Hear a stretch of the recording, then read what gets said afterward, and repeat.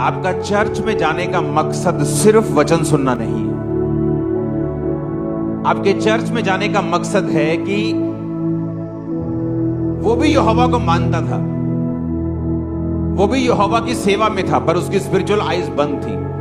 लेकिन कुछ स्पेशल जन ऐसे होते हैं जिनकी आत्मिक आंखें खुली होती हैं और वो दूसरों की भी खोल सकते हैं।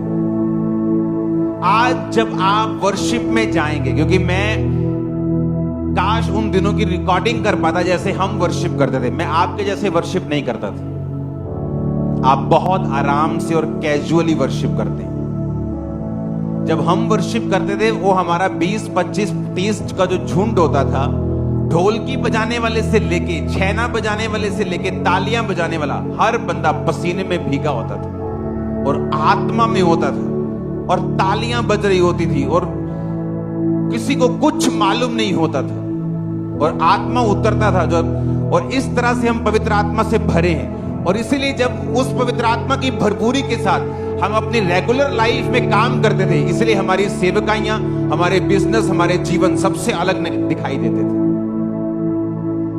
लोगों को लगता है कि शायद इनके पास बहुत पैसा था, पोस्टर्स लगा दिए, मशहूरी कर ली। ऐसा कुछ भी नहीं था। इस मिनिस्ट्री के पास एक मरला 200 स्क्वायर फुट भी अपनी जगह नहीं थी जब ये सेवकाई शुरू हुई। लेकिन कुछ ऐसा था जो दूसरों के पास नहीं था, वो थी पवित्र आत्मा की सामर्थ्य। और अगर आपको भरना है, आप इस तरह से नहीं भर सकते। आप मेरी बात समझ रहे कि नहीं? वर्शिप करने के दौरान आपको कुछ ध्यान में नहीं होना चाहिए। और बाइबल कहती जब वो आप लोगों का यहां आने का मकसद क्या है मालूम है आपको?